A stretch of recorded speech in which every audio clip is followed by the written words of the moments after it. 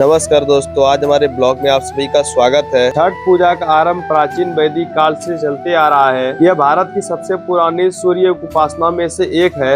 यह पर्व सूर्य भगवान और उनकी बहन उषा को समर्पित है। कहा जाता है इस पूजा का शुरुआत त्रेता युग में हुआ था। पौराणिक कथा के अनुसार जब भगवान श्री राम और माता सीता 14 वर्ष का वनवास समाप्त करके अयोध्या लौटे थे, तब उन्होंने राज्य अभिषेक के बाद कार्तिक शुक्ल पक्ष की षष्ठी तिथि को सूर्य देवता का आराधना किया था। माता सीता ने अयोध्या में ही इस व्रत का विधिवत पालन किया था। इस छठ व्रत का महाभारत काल में भी उल्लेख मिलता है। कहा जाता है कि कुंती पुत्र कर्ण सूर्य देव का परम भक्त थे। वे प्रतिदिन उगते सूर्य को जल अर्पण करते थे और उनकी उपासना करते थे। कर्ण को ही सूर्य पुत्र कहा जाता है। को संपूर्ण मनोकामना पूर्ति का पर्व भी कहा जाता है। छठ माई को देवी उषा या षष्ठी माता भी कहा जाता है, जो कि देवी उषा सूर्य देवता का ही बहन मानी जाती है और संतान की रक्षा करती है। इसलिए जो महिलाएं संतान सुख या परिवार की सुख शांति की इच्छा रखती है, वे छठी माई की पूजा करती है। कथाओं के अनुसार जब सूर्यदेव ने अपने तेज से तेज प्रकाश को संसार में प्रकाशित किया, तब उनके प्रकाश से एक शक्ति उत्पन्न हुआ,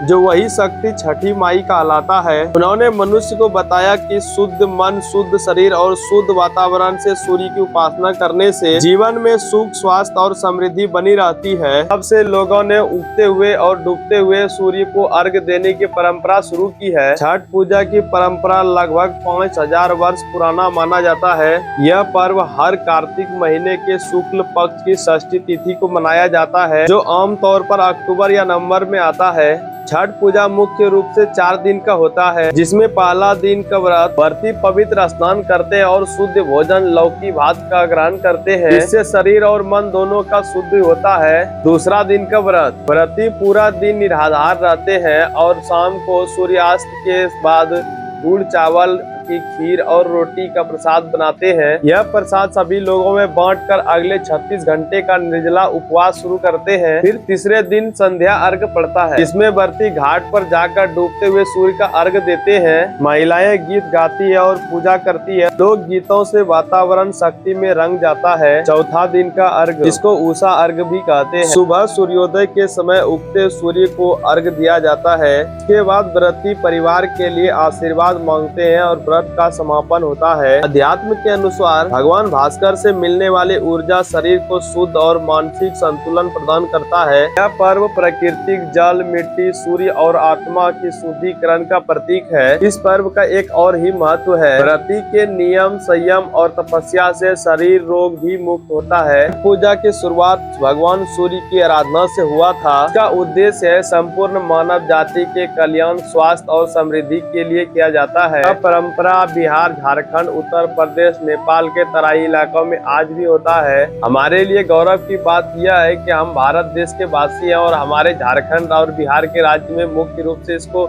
मनाया जाता है। हम सनातनियों के लिए यह पर्व बहुत बड़ा पर्व है, जो भव्य रूप से हम लोग इस पर्व को मनाते हैं और बहुत शुद्ध और भव्यता से निभाया जाता है। तो इतना कहते हुए आज हम लोग का भी पर्व समाप्त होता है, जिसके लिए हम अर्घ देना शुरू करते हैं अब घाट पर ही, क्योंकि भगवान भास्कर का सूर्योदय हो चुका है, जिसके लिए हम भी तैयार हो चुके हैं अर्घ देने के लिए। जय छठी मैया। वीडियो पसंद आया तो लाइक करें, चैनल को सब्सक्राइब करें और यदि फेसबुक से देख रहे हैं तो हमारे आईडी को फॉलो करें। इस वीडियो में जितने भी क्लिप हमने दिखाया है, सारा वीडियो क्लिप हमारे गांव का है, जिसमें सभी दोस्तों के साथ हम पहुंचे घाट पर अर्घ देने के लिए। अर्घ देने के बाद हम व्रतियों से पहले अपना आशीर्वाद लेते हैं, उसके बाद उससे टीका वगैरह लेते हैं और हम लोग का समाप्त होता है ये छठ पर्व।